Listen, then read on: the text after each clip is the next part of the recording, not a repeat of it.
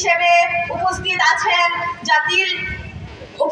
আছেন আমাদের জুলাই বিপ্লবী এবং জাতীয় নাগরিক পার্টির মুখ্য সংগঠক জনাব হাসনাত আব্দুল্লাহ, এবং আরও উপস্থিত আছেন বিশেষ অতিথিবৃন্দ, এবং সভাপতি হিসেবে উপস্থিত আছেন আমাদের প্রান্তীয় ইউসুফপুর ইউনিয়নের একজন যোগ্য ইঞ্জিনিয়ার জনাব মোহাম্মদ নুমান সরকার করা, দেবিদ্বারকে দুর্নীতিমুক্ত করা এবং বৈষম্যহীন সমাজ ব্যবস্থা গড়ে তোলা।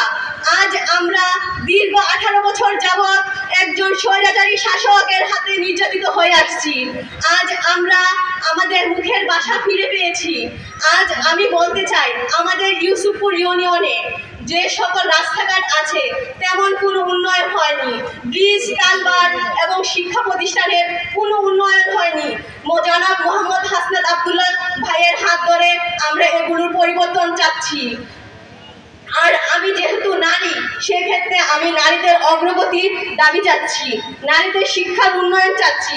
রাস্তাঘাটে, দোকানপাটে যেন নারীরা পুরুষ শাসিত সমাজের সাথে যেন নির্যাতনের শিকার না হয়, সে বিষয়ে কঠিন হুঁশিয়ারি দাবি জানাচ্ছি। আর আমাদের হাসনাত আব্দুল্লাহ ভাই পুরো বাংলাদেশের গর্ব, দেবিদ্বারের গর্ব, এবং তিনি আমাদেরই একজন যোগ্য নেতা এবং সাহসী নেতা। তার হাত ধরে আগামী বাংলাদেশ গড়তে চাই ইনশাআল্লাহ। ইনকিলাব জিন্দাবাদ।